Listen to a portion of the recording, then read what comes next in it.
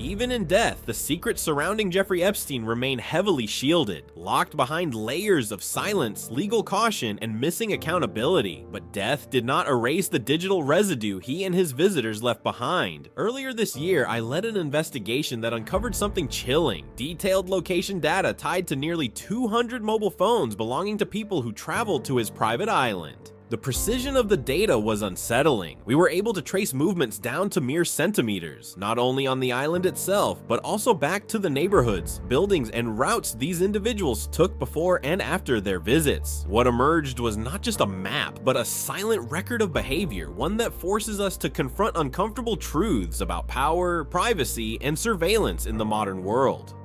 Welcome to Political Plot, where we cut through the noise to reveal the power plays shaping American politics. Today we're diving into how the hidden world of location data exposed the secret movements of people connected to Jeffrey Epstein's island, revealing not just who went there, but how modern surveillance quietly tracks power, privilege, and privacy long after the crimes themselves fade from public view. The analysis revealed repeated journeys by wealthy and influential individuals who appeared undeterred by Epstein's prior conviction. These were not random blips, they were patterns. Patterns that suggested routine, familiarity, and comfort with a place already infamous for allegations of exploitation and abuse. The investigation is ongoing, but what we have already uncovered raises profound questions about how much of our lives are quietly tracked, stored, and sold without our knowledge.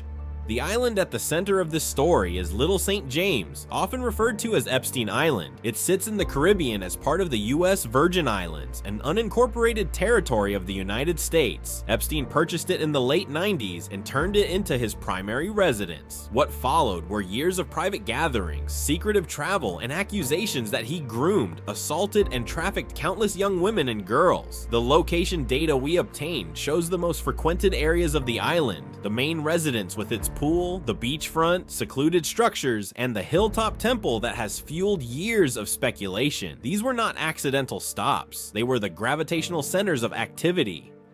What makes the data even more disturbing is that the surveillance did not stop at the shoreline. Phones continued to be tracked before arrival and after departure. The routes were clear. Many visitors passed through nearby St. Thomas, landing at its airport with private jet facilities and VIP terminals. From there, movements clustered around luxury resorts, high-end hotels, and private marinas. Boats departed from a specific harbor, crossed neighboring islands, and docked at Epstein's private pier. The flow was consistent, efficient, and well-rehearsed. Epstein also traveled by helicopter, moving guests and victims between properties with speed and discretion. The data reflects this regularity, showing steady traffic long after he had already pleaded guilty to serious crimes years earlier.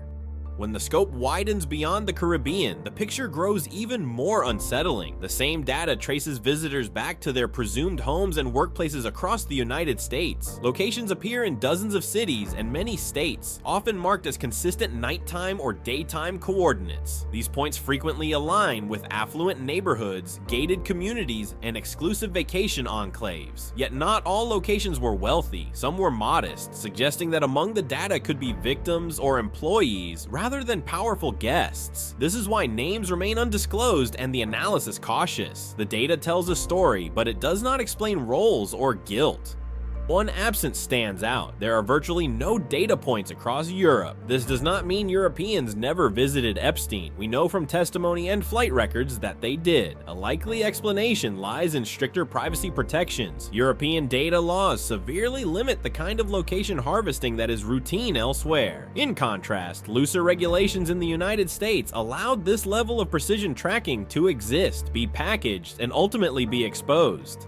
To understand how this data existed at all, you have to understand the ecosystem of digital advertising. Apps on smartphones routinely collect location data and share it with advertising exchanges. Data brokers then aggregate, analyze, and sell this information. One such broker compiled massive data sets containing information on people across the globe. Their platform allowed clients to draw virtual boxes around physical locations and extract insights about devices observed there. At some point, someone did exactly that with Epstein Island. The resulting reports and maps were left unsecured, openly accessible, and searchable online. That is where we found them. This was not an isolated failure. Other unrelated datasets from the same source were also publicly discoverable, including reports focused on shopping centers and public parks. It demonstrates how fragile personal privacy can be when sensitive data is treated as a commodity rather than a responsibility. In some cases, all it takes is a simple search to uncover movements that were never meant to be seen. After Epstein's death in federal custody, the island itself changed hands. It was purchased by a billionaire investor who has since begun redeveloping it into a luxury resort, aiming to overwrite its dark history with polished marketing and new ownership. Meanwhile, Epstein's longtime associate was convicted for her role in facilitating abuse and trafficking, tracked and arrested using the same type of location data that exposed the movements of island visitors. The irony is hard to ignore. This investigation is not just about one man or one island. It is about a system that quietly watches, records, and remembers long after people believe their actions have disappeared. The data does not judge, it simply exists, and sometimes, when uncovered, it speaks louder than any testimony ever could.